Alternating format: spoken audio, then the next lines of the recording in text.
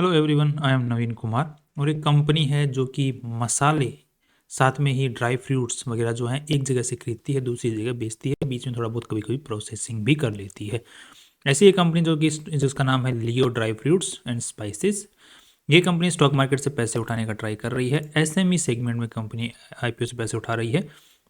अब यहाँ पे इसका जो आईपीओ फर्स्ट जनवरी से 3 जनवरी के बीच में खुलने वाला है। 52 का कट ऑफ प्राइस है, 2000 का लॉट साइज है, तो आपको 1,04,000 रुपये की जरूरत पड़ने वाली है एटलीस्ट। यहाँ पे कंपनी 25 CR उठाने की कोशिश कर रही है और जो खुद की पूरी वैल्यू लगा रही है दैट इज अराउंड 93 CR। अच्छी खासी वैल्यू लगा रही है जिस तरह से कंपनी काम कर रही है उसके हिसाब से। अब कंपनी जो पैसे उठा रही है सारे के सारे कंपनी के पास में जा रहे हैं, दैट मीन्स फ्रेश इश्यू है। यहाँ पर देख पा रहे हैं हम लोग, और कंपनी के जो प्रमोटर्स हैं यहाँ पर अपना स्टेक नहीं बेच रहे हैं। बट स्टिल कंपनी के प्रमोटर्स का आईपीओ से पहले कंपनी के अंदर में मालिकाना हक 52% ही था, और आफ्टर द आईपीओ लगभग 38% रह जाने वाला है। तो अच्छा खासा, बहुत ही कम रह जाने वाला है। That's kind of very negative for this kind of companies, because एक तो छोटी कंपनी और इतना बड़ा स्टेक प्रमोटर जिन्होंने कंपनी को स्टार्ट किया था उनका इतना कम स्टेक रह जाने वाला है। That's kind of very negative. अब कंपनी क्या करती है, जैसे कि हमने देखा था कि कंपनी ट्रेडिंग करती है, एक जगह से दूसरी जगह बेचती है। अब यहाँ पे कंपनी जो दो टाइप के प्रोडक्ट्स बेचती है, एक तो जो स्पाइसेस होते हैं, ड्राई फ्रूट्स होते हैं, इनको वांदू नाम की ब्रांड नेम के साथ में बेचती है। दूसरा सेमी फ्राइड जो होती हैं, थोड़ा बहुत जिसको फ्राई करके, तो फ्राइड FRYD इस नाम से, इस ब्रांड नेम के साथ में बेचती है। नाम रखिए, ध्यान रखिए कि कंपनी का नाम अलग होता है, ब्रांड नेम अलग होता है। जैसे पेटीएम की अगर बात करते हैं तो पेटीएम एक ब्रांड नेम है। 97 कम्युनिकेशन, ये क्या है? 197 कम्युनिकेशन ये क्या है? ये कंपनी का नाम है। तो पेटीएम कंपनी का नाम नहीं है, ब्रांड नेम है, ध्यान रखिए। इसी तरीके से इसका ये ब्रांड नेम है, ये ब्रांड नेम है, दो अलग अलग सेगमेंट में कंपनी जो काम करती है उस चीज़ के। अब यहाँ पे कंपनी जो आईपीओ से पैसे उठा रही है उसका क्या करने वाली है, तो कंपनी बोल रही है कि मेरे पे खर्चा बहुत ज़्यादा है, दूसरा मैं और एडवर्टाइजमेंट अपना कर करके अपनी कंपनी का जो नाम है और मार्केट में फैलाना चाहता हूँ, उसके लिए मुझे पैसों की ज़रूरत है। ठीक है, कैश की कमी है और दूसरा और अपना नाम फैलाना है, दो काम करने हैं मुझे। अब थोड़ा सा हम RHB को भी पढ़ लेते हैं, जिसमें क्या लिखा हुआ है उसके बारे में पता चलता है। कंपनी के जो मेन कर्ता धर्ता हैं आज के दिन जो कि कंट्रोल बना के रखे हुए हैं कंपनी के अंदर, जिनकी सबसे ज़्यादा चलती है, उनका नाम है कौशिक सुभाग चंद शाह।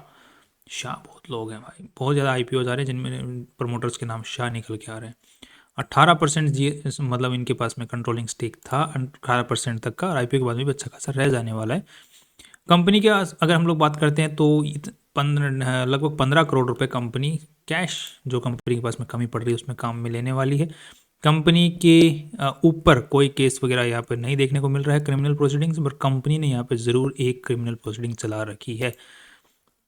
कंपनी अगर हम लोग बात करते हैं कि कंपनी कब खुली थी, तो 2019 के अंदर में कंपनी खुल गई थी। उसके बाद में 2022 के अंदर में FSSAI का लाइसेंस मिल गया, और 2023 के अंदर में इन्होंने अपना प्राइवेट लिमिटेड से पब्लिक लिमिटेड में कन्वर्ट भी कर लिया। मतलब बहुत जल्दबाजी में कंपनी आईपीओ से पैसे उठाने के चक्कर में बहुत जल्दबाजी में 19 में खुली है, 22 में FSSAI का लाइसेंस मिला है, फूड एंड प्रोसेसिंग का काम चालू करना शुरू किया है इन्होंने, पैकेजिंग का काम, राइट। और 2023 के अंदर में इन्होंने आईपीओ भी से पैसे उठाने हैं। इतनी फास्ट क्या भाई, फटाफट बिजनेस करो, आईपीओ से पैसे उठाओ, निकलो, कहाँ भागना है। तो अब नेक्स्ट देख लेते हैं कि कंपनी, ये अगर इसकी शुरुआत जैसे हम लोग देख चुके हैं 2019 में शुरुआत हुई थी इसकी। अब यहाँ पे जो मिस्टर कौशिक सुभाग चंद शाह जो हैं, इनकी 57 के आसपास में एज हो चुकी है, यही मेन करता धरता है कंपनी के। और आज के दिन जो ये सैलरी जो इनकी एक्सपीरियंस है वो 26 ईयर्स का एक्सपीरियंस है इसी फील्ड के अंदर में। एंड यहाँ पर एक चीज़ और देखने को मिल रही है कि he has experience of 26 in his sole proprietorship business Subhagchand company in the field of dry fruits and spices. That means कि इनके पास में एक सोल प्रोप्राइटरशिप फर्म भी है, जिस ये जो सुभागचंद को कंपनी, उस प्रोप्राइटरशिप फर्म है वो सोल प्रोप्राइटरशिप, उसके अंदर में 26 ईयर्स का उनके पास में एक्सपीरियंस है जो कि इसी फील्ड में काम करती है। अब यहाँ पर ये क्यों कर रहे हैं समझ के बाहर हो रहा है। अब नेक्स्ट देख लेते हैं कि कंपनी जो सुभाग चंद जी हैं, इनके जो 12 लाख रुपए पर एनएम के हिसाब से सैलरी आज के दिन ले रहे हैं। सो कंपनी कुछ खास आज के दिन काम नहीं कर रही है, तो 1 लाख रुपए महीने के हिसाब से सैलरी ले रहे हैं। फ्यूचर में और अच्छा करेगी तो और अच्छी सैलरी लेंगे। कंपनी के पास में जो आज के दिन दो प्रॉपर्टीज़ हैं जिनके अंदर में कंपनी एक जो मैन्युफैक्चरिंग हब, एक सेल ऑफिस भी है। तो मतलब एक ऑफिस है और ये मैन्युफैक्चरिंग फैसिलिटी भी है, तो दोनों ये मैन्युफैक्चरिंग फैसिलिटी जो है ये ओन्ड बाय द कंपनी है, और ये जो ऑफिस है ये अभी तक किराए पे ले रखा है। नेक्स्ट अगर हम लोग देखते हैं यहाँ पर कि ये कुछ ऑफिस इनके जो प्रोडक्ट्स की जो जो ये ऑर्गेनाइज करते हैं ना, जो अपने ये छोटे मोटे इवेंट्स वगैरह जहाँ पर अपनी दुकान लगाते हैं, तो उनकी थोड़ी फोटोज़ आपको देखने को मिल रही हैं। 46 एम्प्लॉयज़ आज के दिन कंपनी के अंदर में काम कर रहे हैं। मोस्टली जो एम्प्लॉयज़ काम कर रहे हैं वो सेल्स एंड मार्केटिंग में ही काम कर रहे हैं। मतलब कंपनी के पास में जो मैन्युफैक्चरिंग है वो कुछ भी खास नहीं है, राइट। मैन्युफैक्चरिंग कुछ भी नहीं है। अब प्रोसेसिंग भी हो सकती है, मैन्युफैक्चरिंग तो क्या ही होगी। तो मोस्टली जो है कंपनी एक जगह से माल उठाती है और दूसरी जगह बेचती है, तो उसी को बस उठाने का और बेचने का काम करती है, उसके लिए वो सेल्स वाले रखे हुए बंदे हैं। कंपनी जो ये लोगो यूज़ करती है वांदू, और ये फ्राइड, वांदू जो नाम है रजिस्टर्ड है, बट फ्राइड वाला जो ये नाम है ये अभी तक रजिस्टर्ड नहीं हुआ है। कंपनी के पास में कुछ वेबसाइट्स हैं, ध्यान रखिएगा कि ये friedfoods.com, लियो ड्राई फ्रूट्स। तो ये जो लियो ड्राई फ्रूट्स वाली है, ये वाली जो वेबसाइट है ये इन्होंने 2024 के अंदर में ही बनाई है फर्स्ट टाइम। और ये फ्राइड ड्राई फ्रूट्स वाली ये जो वेबसाइट है ये तो चल ही नहीं रही है, ठीक है। इसमें तो ये दिखा रहा है कि this store is currently unavailable. तो कोई भरोसा नहीं है भाई कि कंपनी ऑनलाइन तो माल बेच नहीं रही है। अब क्यों नहीं बेच रही है उसके पीछे अलग बात है, वो आगे चर्चा करते हैं। तो कंपनी के आज के दिन सेल किस तरीके से हो रही है उसी से पता चल पाएगा कि क्या चल क्या रहा है, मामला क्या है। अब यहाँ पे कंपनी की जो मैन्युफैक्चरिंग कैपेसिटी की अगर हम बात करते हैं उसके ऊपर कितना परसेंटेज के हिसाब से कंपनी का मसाला मिल 5 HP, मसाला मिल 10 HP, ये जो इनके पास में स्पाइसेस वाली जो मैन्युफैक्चरिंग है इसका जितना कैपेसिटी यूटिलाइजेशन है वो 78% के आसपास में चल रही है। That's kind of good. यहीं के कुछ वेयर हाउसेज़ की आपको फ़ोटोज़ देखने को मिल रही हैं। सब जगह इन्होंने बिखेर दिए हैं अपने प्रोडक्ट्स और बाद में फ़ोटो खींची हुई हैं। ये कुछ मशीन्स हैं जो कि इनके जो भी इनका वेयर हाउस है वहाँ पर रखी हुई हैं। वेयर हाउस और मैन्युफैक्चरिंग हब, ये इनके कुछ प्रोडक्ट्स हैं जिनको आप लोग चेकआउट कर सकते हैं। ऑनलाइन भी जाके एक बार आप लोग चेकआउट कर सकते हैं। मैंने तो ट्राई किया था बट मेरे को कुछ खास वहाँ पर मिला नहीं। आप भी एक बार अपनी तरफ से चेकआउट कर सकते हैं। अब यहाँ पर आपको प्रोडक्ट पोर्टफोलियो चेक करते हैं, spices, dry fruits, frozen foods and grocery products, ये सब कुछ ये कंपनी बेचती है। कुछ बड़ा मार्केट नहीं है आज के दिन। अब यहाँ पे देखने को मिल रहा है कि कंपनी का ज़्यादा कुछ वेबसाइट वगैरह प्रेजेंस क्यों नहीं है। तो यहाँ पर देखने को मिल रहा है कि 94%, पिछले साल जो है 77% जो आई थी सेल कंपनी की वो B2B होलसेल डिस्ट्रीब्यूशन से आई है। मतलब यहाँ से सिर्फ होलसेल से होलसेल बिका है। कंपनी डायरेक्ट होलसेलर को बेचती है, मतलब कहीं और से उठा रही है फिर होलसेलर को बेच रही है। तो तुम बीच में हो ही क्यों? मैं तो ये समझ नहीं आ रहा कि कोई होलसेल डिस्ट्रीब्यूशन या फिर कोई दूसरा बंदा है वो तुमसे क्यों खरीद रहा है, वो उससे क्यों नहीं खरीद रहा है जिससे तुम खरीद रहे हो। B2B सेल हो रही है, तुम भी तो ट्रेडिंग ही कर रहे हो। अगर तुम मैन्युफैक्चरर होते हो तो तुम डिस्ट्रीब्यूटर या किसी बड़े आदमी को बेचते हो या कंपनी को बेचते हो, फिर वहाँ से वो रिटेलर तक माल पहुँचता है। ये समझ में आया, तुम कहीं से खरीद रहे हो फिर तुमसे कोई दूसरा डिस्ट्रीब्यूटर खरीद रहा है, वो डायरेक्ट क्यों नहीं खरीद रहा है? हो सकता है कि वो छोटा डिस्ट्रीब्यूटर हो तो समझ में आता है, बट स्टिल एक काइंड ऑफ बिजनेस बनता हुआ इस फील्ड के अंदर में मुझे नहीं दिख रहा है। अब नेक्स्ट अगर बात कर लेते हैं direct sale through B2C through super stockist and distributors, तो यहाँ पर कुछ खास हाथ में नहीं लग रहा है। नेक्स्ट अगर देख लेते हैं कि ये पर्टिकुलर इनके ऑफिस की फ़ोटोज़ हैं। नेक्स्ट कंपनी का मेन माल कौन सा बिक रहा है, तो लेटेस्ट डेटा के अकॉर्डिंग पिछले 6 महीने के डेटा के अकॉर्डिंग बात करते हैं तो 90% के आसपास माल बिका है होल स्पाइसेस, मसाले बिके हैं। अब यहाँ पे ड्राई फ्रूट्स भी बिके हैं 8-9% के आसपास में, बट मेनली जो बिक रहा है वो है मसाले। अब यहाँ पे मसाले बिक रहे हैं, वो भी होल सेल में बिक रहे हैं, रिटेलर्स में नहीं बिक रहे हैं। और कंपनी मैन्युफैक्चर नहीं करती है, ट्रेडिंग करती है। तो हमें पूरा खेल समझ में आ रहा है, एक काइंड ऑफ किराने का टाइप का बिजनेस है। और किराने में थोड़ी सी दुकान, मतलब जो कस्टमर्स के लिए खुली नहीं है, डायरेक्ट कस्टमर्स के लिए नहीं खुली, सिर्फ बिजनेस डिस्ट्रीब्यूटर्स के लिए खुली हुई है। अब वहाँ पे क्या खेल है समझने वाली बात है। अब यहाँ पे कंपनी का जो मोस्ट ऑफ द बिजनेस आता है वो ट्रेडिंग से ही आता है, मैन्युफैक्चरिंग प्रोसेसिंग से कुछ खास आ नहीं रहा है। पिछले साल के मुकाबले इस साल जो है मैन्युफैक्चरिंग से जो रेवेन्यू आ रहा है वो घटा है। सो ओवरऑल अब हमें पूरा कंपनी का स्ट्रक्चर समझ में आ गया होगा, कंपनी क्या करती है, राइट। अब हम थोड़ा सा कंपनी के बारे में 2-4 चीज़ों को और समझ लेते हैं। उसमें सबसे मेन चीज़ है वो है कंपनी की balance sheet, right. Balance sheet कि कितना पैसा कंपनी में लगा हुआ है। तो जैसे कि आप लोग देख पा रहे हैं कि यहाँ पर टोटल 69 करोड़ रुपीज़ इस धंधे में लगे हुए हैं लेटेस्ट डेटा के अकॉर्डिंग। और यहाँ पर एक चीज़ और देखने को मिल रही है, कंपनी ने अपना 2023 के मुकाबले 2024 के अंदर में बैलेंस शीट की जो साइज़ है लगभग डबल कर ली है। और इसके पीछे जो मेन रीज़न है यहाँ पर देखने को मिल रहा है कि कंपनी में नया इन्वेस्टमेंट किया गया है। अब जो नया इन्वेस्टमेंट किया गया वो किस फॉर्म में किया गया, that is in the form of trade receivables. तो देखने को मिल रहा है कि कंपनी के अंदर में नया इन्वेस्टमेंट आया है माल के रूप में, राइट, कि हमने माल बेच दिया है, ट्रेड रिसीवेबल्स बाकी रह गया है। तो मेनली वहीं पे देखने को मिल रहा है। दूसरा इन्वेंट्री की फॉर्म में देखने को मिल रहा है। ऐसा कोई नहीं है कि कुछ फैक्ट्री के अंदर में कुछ इंक्रीज हुआ हो, प्रॉपर्टी खरीदी हो, ये हो वो हो, कुछ नहीं, बस कंपनी ने माल ज़्यादा बेच दिया है।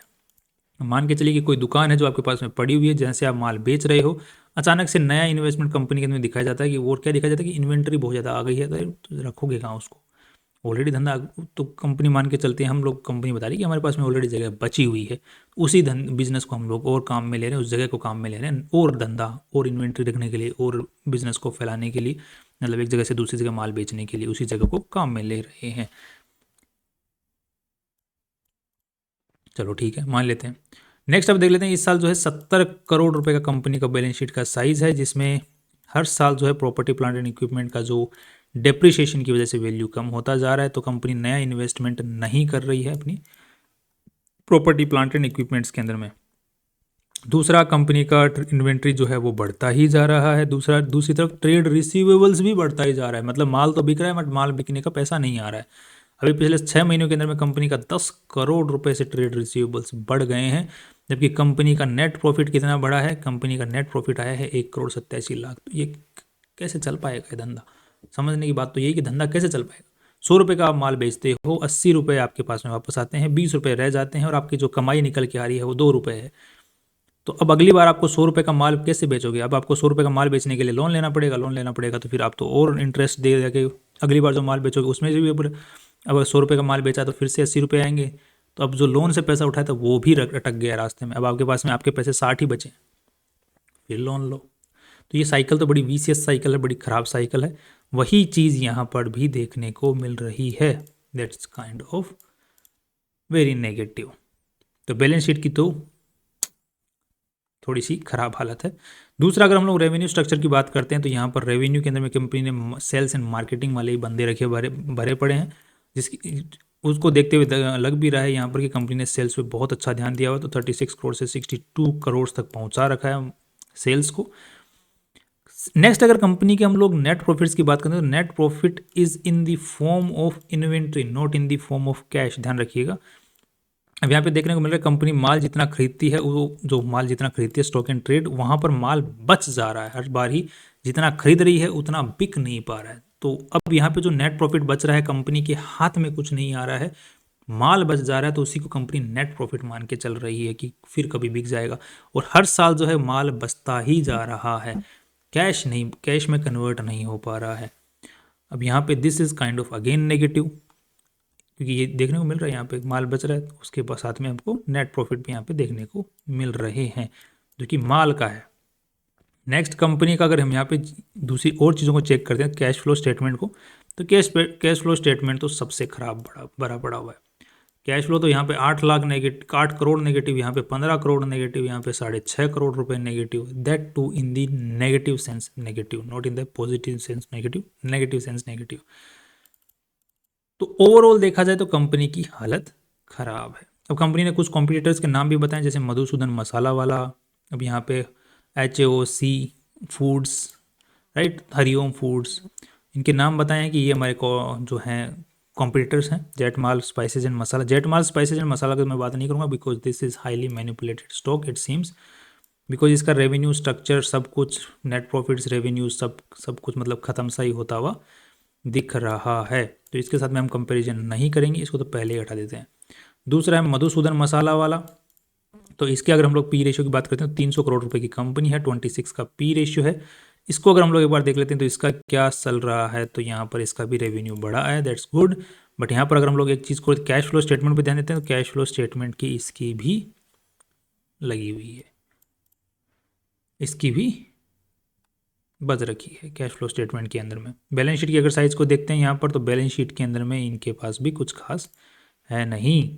तो कंपेरेटिवली इस कंपनी को अगर मार्केट ने वैल्यू दे रखी है 300 करोड़ रुपए की, तो हो सकता है कि अगर इस पी के रेशियो में हमारी कंपनी लेके आए अपना, तो उसको भी वैल्यू दे दे। ऐसे हम उम्मीद कर सकते चल सकते हैं। सो हैवॉक फूड की अगर बात करते हैं तो इसका भी 37 का पी रेशियो है और इसकी भी ठीक ठाक यहाँ पर रेवेन्यू बढ़ रहा है हर हाफ ईयरली बेसिस के ऊपर में, हर ईयरली बेसिस के ऊपर में।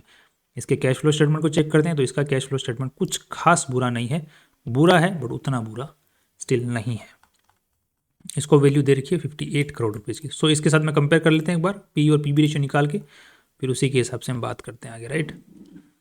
तो इसकी इस साल कमाई हुई है आफ्टर टैक्स, पिछले साल जो कमाई हुई है, और इस साल जो कमाई हुई है दैट इज़ ऑफ 6 मंथ्स, तो इस साल 4 करोड़ रुपए की तो कमाई ही लेगी, क्योंकि वे 6 महीने का डेटा है। इसको अगर प्रोजेक्ट करते हैं तो 4 करोड़ रुपए, 3.5 करोड़ रुपए तो कमाई लेगी। 3.5 करोड़ रुपए से अगर यहाँ पे चेक करते हैं तो 93 डिवाइडेड बाई 3.5, तो ये आता है 26 का पी रेशियो, जिसको अगर मधुसूदन 26, ये 37, दूसरा PB ratio 35, 25, that is around 40, 50, 60, 66, और ये हो गया लगभग 1.5 का पीबी रेशियो। ये है 4 का एंड दिस वन इज 6 का। सो कंपेरेटिवली अगर देखा जाए तो कंपनी का जो स्टॉक है यहाँ से लगभग 20-30% तो ऊपर जाना चाहिए, थोड़ा बहुत छलांग लेना चाहिए इनिशियली। बाकी कंपनी का अगर बाद में इन सब चीज़ों को अगर मार्केट समझता है, वैल्यू देता है, कंपनी के कैश फ्लो स्टेटमेंट को वैल्यू देता है, कंपनी का जो खेल चल रहा है उसको वैल्यू देता है, तो हो सकता है फ्यूचर में अगर ये कंपनी इन चीज़ों में सुधार कर लेती है, कैश फ्लो स्टेटमेंट के ऊपर में, ऑपरेशंस के ऊपर में और चीज़ों के ऊपर में, तो फिर हमें एक ऊपर जाता हुआ दिख सकता है। बट उसके लिए हमें नए रिजल्ट्स का इंतजार करना पड़ेगा लॉन्ग टर्म के बारे में सोचने से पहले।